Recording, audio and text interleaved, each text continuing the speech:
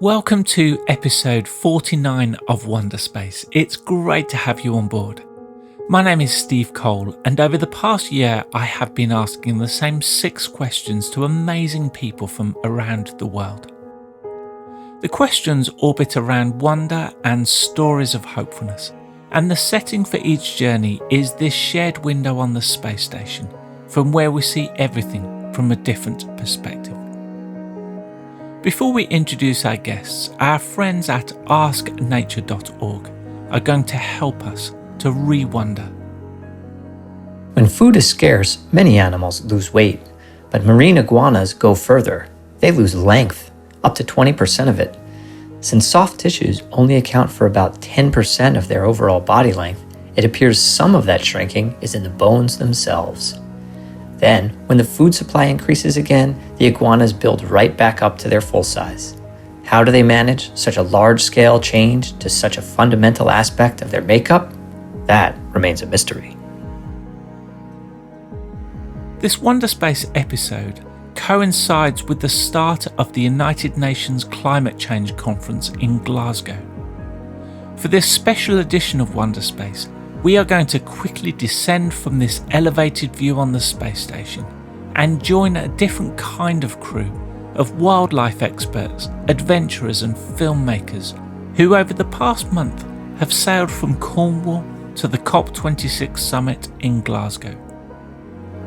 Dave Erasmus is one of the crew on board and is going to ask the 6 Wonderspace questions which you can hear in full on the Wonderspace podcast. Before diving into the questions, Dave briefly tells us about My Changing Planet and introduces the crew on board.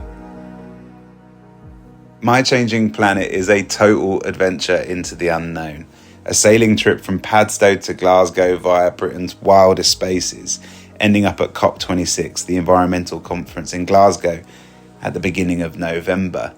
On board we've got 2 vets, 2 amateur adventurers, 2 filmmakers, none of which had any sailing experience less than a year ago.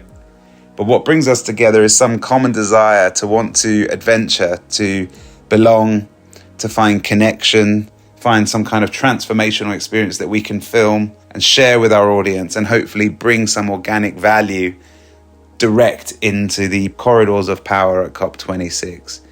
At the helm we have Andy Lindsell, prolific amateur adventurer, master strategist and passage planner. We have Paul Ramos, a dreamer who came up with this idea and started pulling the troops together. Jackson Kingsley, the director who has the whole film story pieced together in his mind. Sean McCormack, our British nature specialist and chef supreme. And Jack Fisher, not only the man who can get you any shot you want from the sky, but also with the eaglest of eyes to spot any buoy in the waters at about 500 metres ahead. And my name's Dave Erasmus, crew member, dishwasher and general connector, trying to make this whole thing flow. We hope you enjoy listening to this recording that we made on the choppy waters between Lismore Island and the Isle of Mull in the Scottish Hebrides.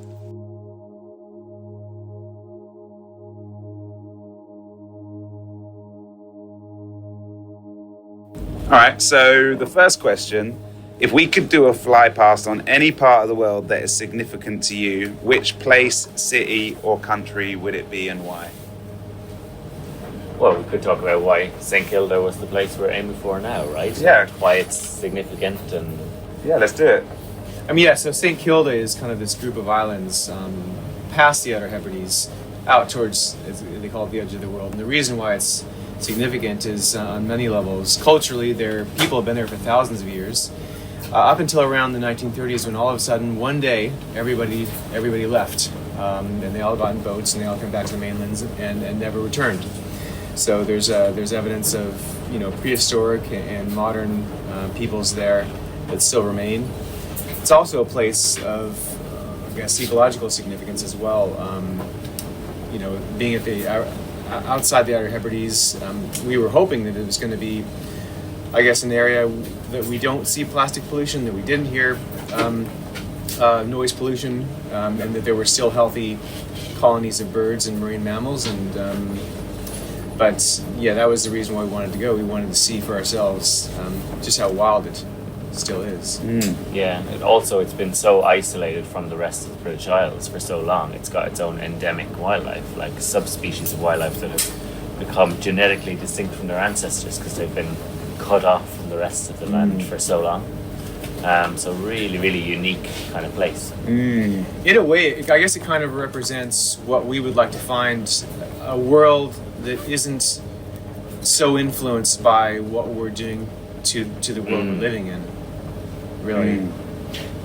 Maybe we should just point out that the alarm and all the background noise, we're sailing through the fog at the moment, and the little beeping noise is the AIS, which means that we're going to have an impact at some point in the near future with another vessel or land or something else. Approaching solid object.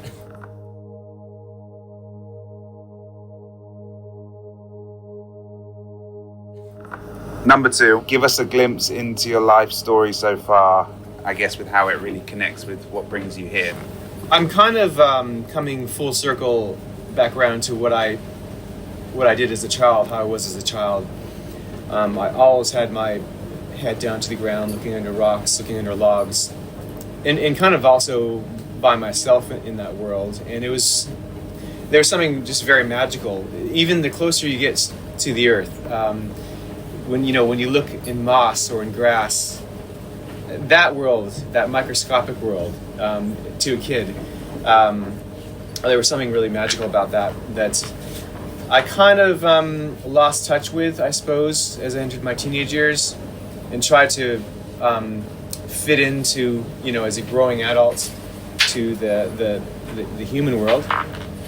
And a good 15, maybe even 20 years has passed that I've been trying to reconnect with that, but I've become too academic by studying and getting degrees. But now I find by just having an adventure like this, I'm finally for me it's about finding that magic again, and I've realized that the only way to do that is to get close again to the ground. Essentially, I think what we do as children reflects who we really are, and I think it's really important that we listen to that. I'd add to what Paul has said, like, we have a lot of similarities. I grew up looking under stones and logs and looking into ponds and seeing that, like, natural world as something that was, like, wondrous and awesome and, in the true sense of the world, like, absolutely amazed by the complexity of life and nature. I think myself and Paul being vets, kind of, I would speak for both of us, I think, when I say, like, got a little bit jaded of the clinical life picture of being in a vet surgery and just, like, putting band-aids on problems and firefighting problems that are totally preventable. And Paul put it in a very good way when we first spoke about this project, saying, we shouldn't be looking at, like, the animal, the sick animal right in front of us. We should be looking at the holistic view of that animal's environment, and it's the exact same with our planet health. It's like looking at the little things, actually we miss the bigger picture. And I think one of the reasons I wanted to do this project is to say to government leaders, look at the bigger picture, look at ocean health, look at, like, joined up thinking on a planet basis, on a global basis, rather than kind of trying to firefight and fix the little problems we're facing. Sweet.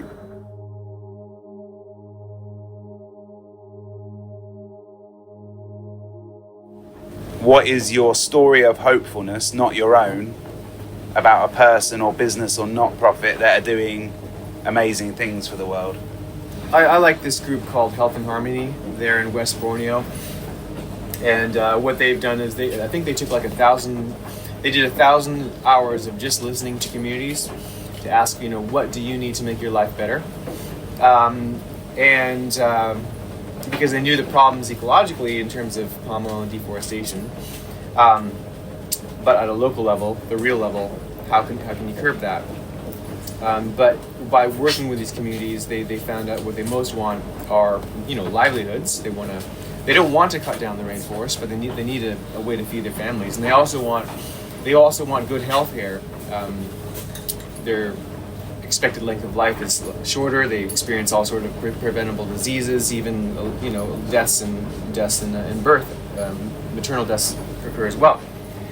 And so since they've started, malaria has gone from a very, very common thing to die from to non-existent. They set up an entire clinic, and they've trained Indonesian doctors to take care of the communities, and also set up livelihood programs so that the forests are growing back. People have turned in their chainsaws and are finding another way to live that's more sustainable, and that they have a sense of more self-empowerment as well, and say. So that's a program that I admire. That's cool. I'd probably mention a group called Heal Rewilding. So rewilding is like this movement away from traditional labour-intensive conservation as such, to actually give back parts of land to nature to heal itself. And what they stand for is obviously that. It's like giving nature a chance to recover and to help our planet and sequester carbon and all of those usual things that we talk about in rewilding, but they're very, very inclusive, and at their core is being accessible to everyone. Rewilding can be seen as quite a, game for people with money and land to kind of dabble in, but they are a charity. They're raising funds to do it as a collective. They are very much trying to engage young people and people from diverse ethnicities and backgrounds and kind of demographic groups. So it just seems like a kind of a breath of fresh air on the rewilding scene. And they're currently fundraising for buying land and creating their flagship first project.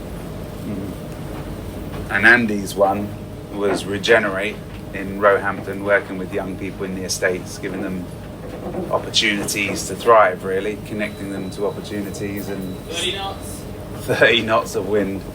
And that's why he can't talk about it, because he's dealing with the helm of 30 knots of wind as we rattle towards Mull.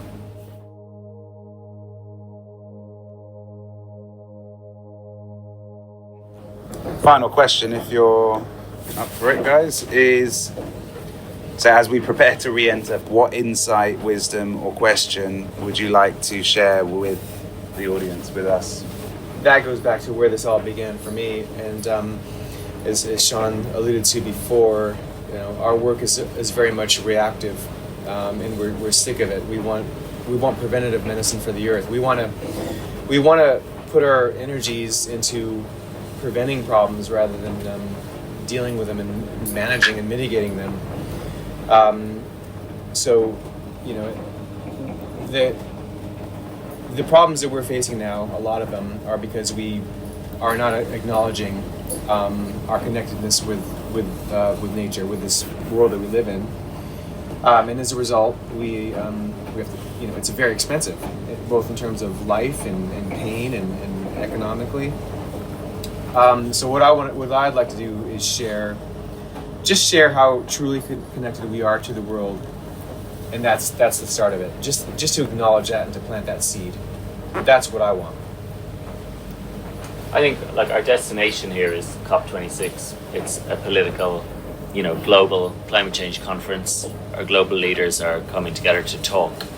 And for me, there's been periods in my life where I've been disengaged from politics and feeling like it was a bit futile, or feeling a bit pessimistic about actually anyone doing any good, rather than just talking the talk. But I think for everyone at this point in time, if we're not getting the results, if we're not getting the actual action rather than just words from our global leaders, our politicians, local and global level, we all need to collectively actually engage with politics and hold our leaders to task and say, the time for words and promises and pledges is over.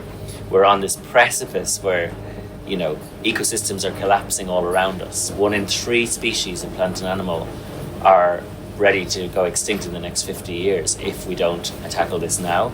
And I think it's for everyone to actually say, I might not be that engaged, I might not be that knowledgeable, but actually to vote properly and to put our leaders under pressure to do the right thing. Sweet. I don't know what my answer is really, but it's something to do with listening. I think we all know listening is important, but I think there's a new type or idea around listening that's evolving from this project, and it's really about listening.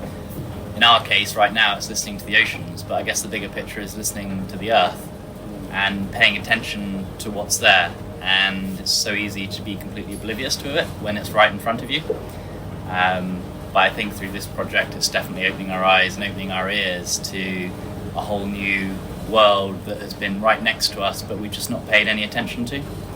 I think maybe we're quite privileged to be able to go out here and do this and experience all of this, but I think it's something that everyone can do in some capacity, and they can start just putting a little more energy into listening to what's already there. I think further on to that, I think with what we're doing with these underwater recordings, I think it's interesting that there's often multiple layers. The surface level, for instance, recordings we're getting at the moment, there's one thing we're all hearing, but there's another level, once you dive deeper into it, and I think that can be applied into other parts of your life,